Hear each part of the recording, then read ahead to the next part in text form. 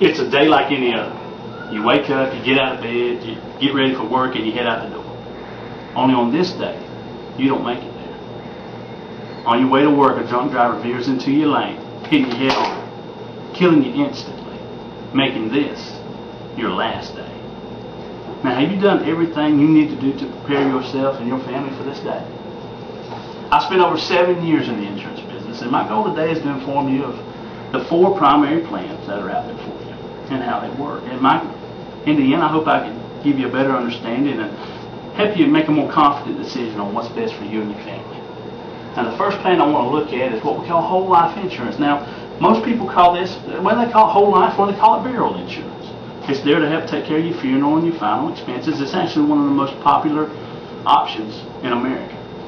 And the reason why is your prices, they always stay the same no matter how old you get or what kind of health you get into. The coverage will always be there for you no matter how old you get or what kind of health you get into. It's just something that's always going to be there. It's guaranteed to pay out as long as you pay your premiums. Now, it also acts as a minor investment. It builds you a cash value if you ever need to take a loan out on your policy. That is something you can do.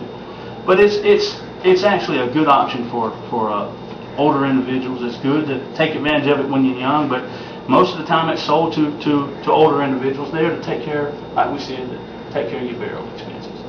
But the next one we want to look at is what we call a term life plan. Now, as the consumer guide for life insurance for the state of Georgia states, a term life policy is only in force for a specific period of time. Now, what does that mean? If we look at the word term, we mean that what that means is a term of time.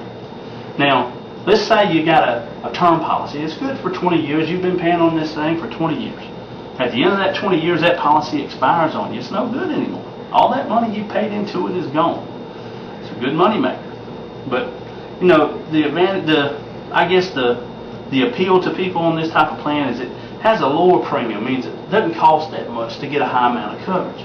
We've all seen the commercials. You can pay $20, you get $300,000 worth of coverage, or $25 you get $400,000. I mean, it sounds great, that little bit of investment for a great return, but to be honest with you, only about 1% of these policies ever pay out. Most of the time, people are going to live past that term of time. Now, also with this type of plan, you're going to have to go through some type of medical testing. Most of the time, you're going to have to take blood work or do some kind of physical. Unlike whole life, where most of the time you don't. But let's look at the next one. We've got group term life. Now, this is just another form of term life, but how this is, the reason why I put this in here is most of the time when you take on a new job, you've got the option to have some life insurance. Well, this is the type of plan they're talking about. It's a group plan where all the people in the company come together and you get a group rate. But it's usually a key component in an employee benefit package. And there's 3 types. You got your basic, your supplemental, and your portable. Now, your basic is basically your employer is going to pay your premium while you receive the coverage. You've got supplemental where you're getting that basic coverage, but you want a little bit more, so you're able to add on to that, but it's going to be at your cost. You're going to be paying for that.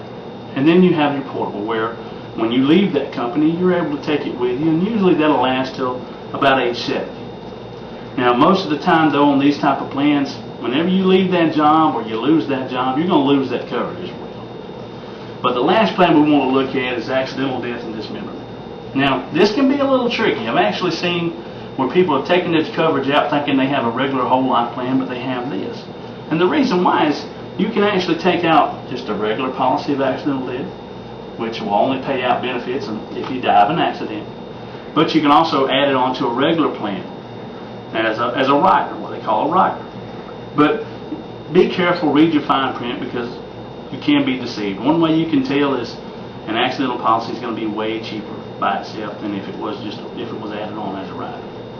But the benefits on these also can be paid if you lose a body appendage, eyesight, or have a permanent paralysis. You can receive a lump sum off that as well. But what I've done here, I've shared with you some different options. And, you know, the Life Insurance Buyer's Guide from the National Association of Insurance Commissioners, they state that not all life insurance policies are the same, and of course they're not.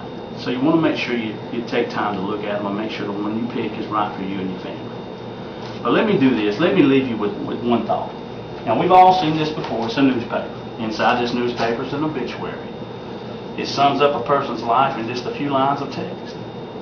But let me tell you, if we look at this newspaper, and none of these people knew they were going to die that day. We don't know the day they were going to die. But let's just say they left this world without any life insurance. Or they had life insurance, it was just the wrong kind.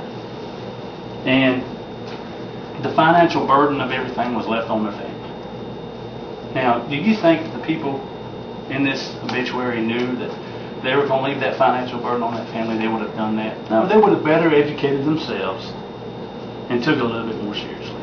And I challenge you to do the same thing. Thank you for taking time to listen to me, and have a good evening.